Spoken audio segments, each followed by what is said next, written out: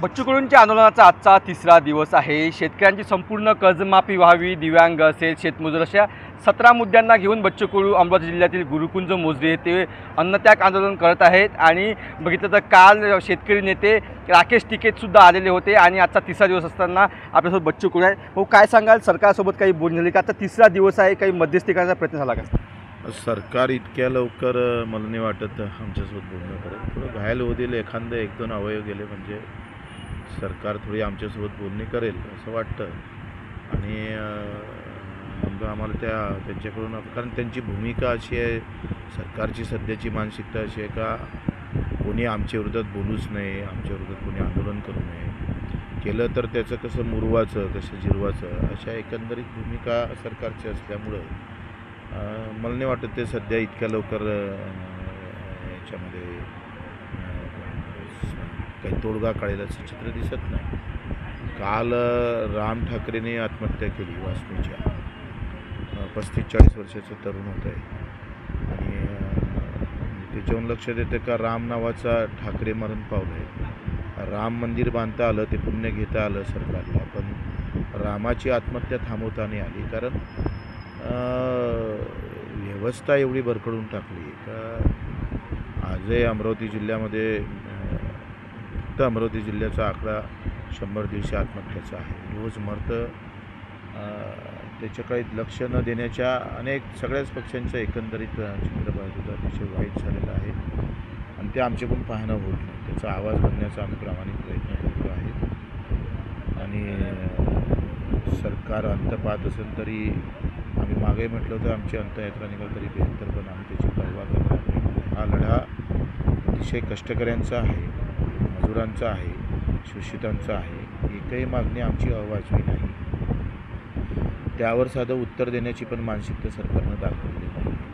म्हणजे साधा सामान्य माणसाचा अधिकार जो असतो तो दिलेल्या पत्राचं साधं उत्तरसुद्धा ना कलेक्टरनं दिलं ना सरकारनं दिलेलं आहे। म्हणजे यावरून त्यांना आंदोलन कशा पद्धतीनं दडपून टाकायचं, दुर्लक्षित करण्याचा प्रयत्न करत आहेत। तुम्ही म्हणतात की आमचं आंदोलन जे आहे गांधीगिरीच्या मार्गाने सुरू आहे, डोक्यात भगतसिंगसुद्धा आहे, आज अनेक कार्यकर्ते तलावात उतरून आंदोलन करणार, काय सांगाल? कार्यकर्त्यांनी फक्त काही इजा होऊ नये स्वतःवर एवढं दखल घ्यावी आणि 14 नंतर आम्ही त्या भूमिकेत जाणारच आहोत, कारण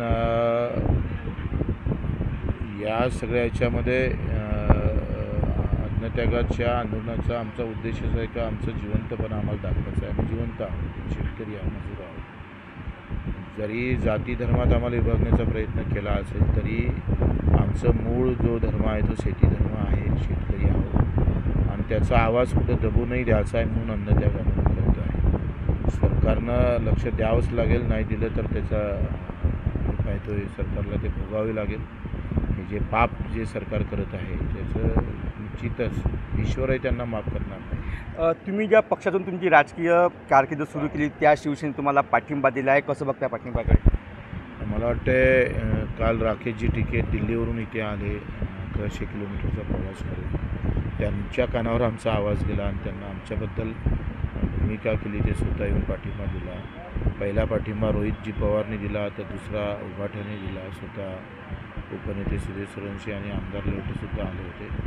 खरं तर या प्रश्नाकडे याला जात धर्म असं न पाहता किंवा पक्ष न पाहता पक्षविरहित ह्या प्रश्नाकडे पाहता आलं पाहिजे, कारण प्रचंड कष्ट करणारा समाज आजही आत्महत्या करतो, पाय घासून मरतो आणि आम्ही देशाच्या जगाच्या अर्थव्यवस्थेतला 3रा क्रमांक घेत आहे भारत, आणि इथं पाय घासून मरावं लागतं, तर ही काही चांगली गोष्ट नाही आहे। मग भाऊ, आजचा तिसरा दिवस आहे, प्रकृती खालावत चाललेली आहे, तुम्हाला डोक्याचा त्राससुद्धा होतो, डॉक्टरांनी सांगितलं, काय नेमकं? तर थोडा शुगरची लेवल 82वर आली, 80 ते 60 म्हणजे 90 असायला पाहिजे ते खाली गेलेली आहे। आणि इथं आपण जर पाहिलं तर ती एक शरीराला असणारी सवय असते, सकाळी चहा घेतला पाहिजे, जेवण केलं पाहिजे, या सगळ्या याच्यामध्ये आता ते सोबत आत्ता खरं त्या उपोषणाचा आता परिणाम जाणवायला लागले आणि हा तिसरा दिवस आहे, अन्नाचा कण पण आमच्या पोटात नाही आहे, त्याच्यानं तो त्रास होईल आणि थोडा चक्कर गिक्कर आल्यासारखं होत आहे। पाहू, आमची मानसिकता मजबूत आहे, शरीरानं साथ देणं जरी सोडली तरी मानसिकता मजबूत असल्यामुळं शरीराला थांबून ठेवण्याचा प्रयत्न करू.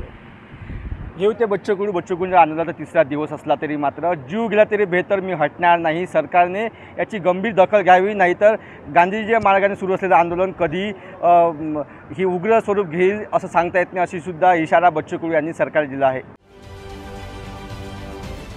महाराष्ट्रातील सर्व बातम्यांचे विश्वासार्ह व्यासपीठ सकाळच्या सर्व सोशल मीडिया प्लॅटफॉर्मला लाईक, फॉलो आणि सबस्क्राईब करा. तसंच सर्व नोटिफिकेशनसाठी बेल आयकॉन प्रेस करायला विसरू नका.